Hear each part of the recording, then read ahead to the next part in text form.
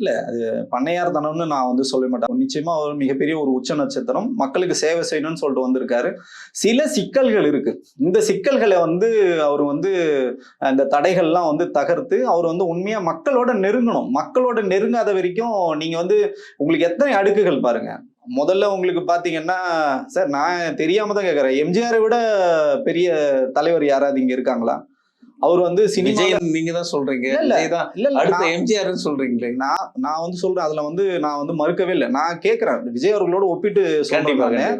அவர் வந்து அவ்வளவு பெரிய நடிகரா இருந்தாரு, அவ்வளவு பெரிய தலைவரா இருந்தாரு. 18 ஆண்டுகள் வந்து 3 முறை வந்து எம்எல்ஏ இருந்து திமுக பொருளாளர் இருந்து கட்சி ஆரம்பிக்கிறார்.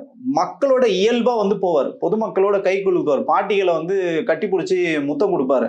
நீங்க அந்த மாதிரி ஒருத்தரை நெருங்கி இருக்கீங்களா? பொதுமக்களை யாராவது ஒருத்தர் உங்களை நெருங்க விட்டுருக்காங்க? விஜய்க்கு அந்த அச்சம் இருக்கு. இல்ல அச்சம்னா இவங்க பண்ற பில்டப் தான். இப்ப பாத்தீங்கன்னா அவருக்கு வந்து ஒய் பிரிவு பாதுகாப்பு இருக்கு. அது ஒரு செக்மெண்ட் இருக்கு. அதை தாண்டி பவுன்சர்ஸ் இருக்காங்க. 2வது அடுக்கு.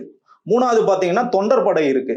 இந்த 3 அடுக்கை தாண்டி தான் அவர் பொதுமக்களே வந்து சந்திக்கணும். எப்படி நீங்க சந்திப்பீங்க? பொதுமக்களை நீங்க டச் பண்ணவே முடியாது. கடைசி வரைக்கும் பொதுமக்களை அவர் சந்திக்க முடியாது.